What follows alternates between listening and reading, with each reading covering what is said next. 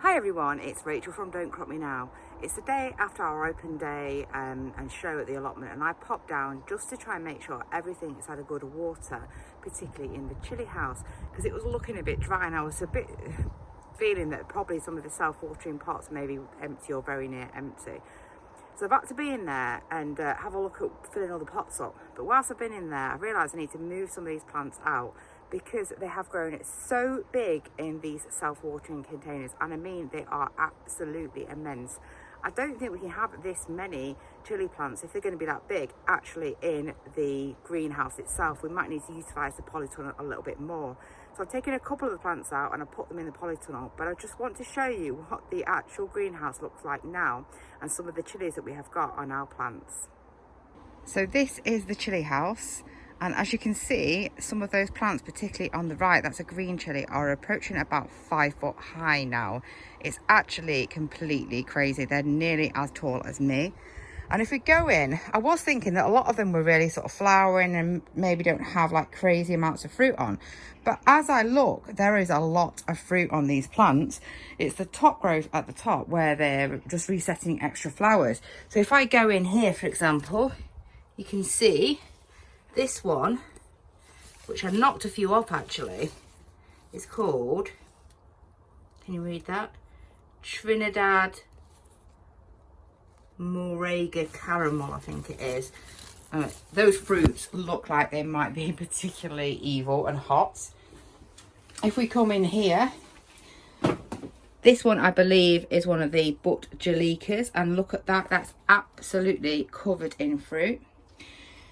If we come in and have a look at some of these are cayenne plants, and oh, actually this one's dragon's tongue. Look at those, absolutely covered there.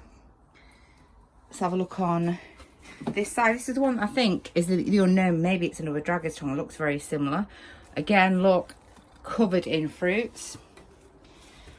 Here at the back, we've got even more. The little Apache plants are going absolutely crazy.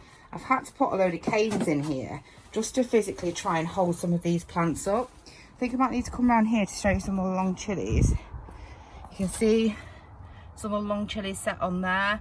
There's another long chilli plant on the other side that's got even more on. So it's mad in there, absolutely is. I don't know how many chillies we're going to get, but it's going to be a lot. I mean, ideally, I think they need a bit more space. So that's something to think about for next year. But at least I can sort of get in now. And the bees usually do a pretty good job of finding the flowers. They're obviously a lot smaller than me and they get in between those leaves. So I'm just filling up these self-watering containers, and I am using the hose for that because it's the only realistic way. It takes a long time to do that, really.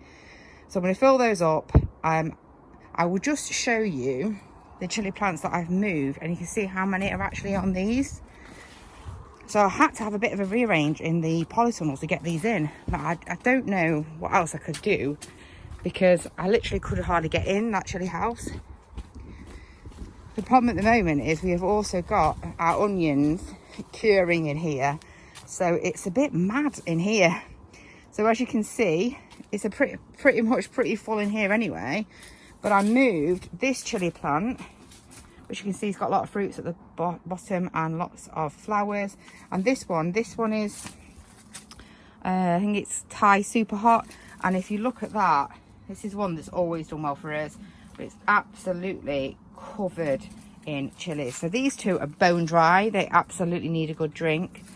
And whilst you're in here, you can see that it's not looking too bad in here either. Here's some of the other chilli plants that are in the self-watering containers, and they're a lot behind actually. They don't get the same amount of sun in here, which is why I was a little bit skeptical of whether I should move some of these chilies into here, but I've decided to move the ones in that have got a lot of fruit set anyway and just let them sort of ripen in here because it was just way too full in the chilli house. So if you're growing any chillies, let us know in the comments what varieties you are growing this year and how they are getting on. And I hope that you are all having a brilliant harvest. It's just decided to rain here. I actually only popped down just to make sure that these chilli plants were okay after realising they weren't the best yesterday. So I think I'm going to get back home.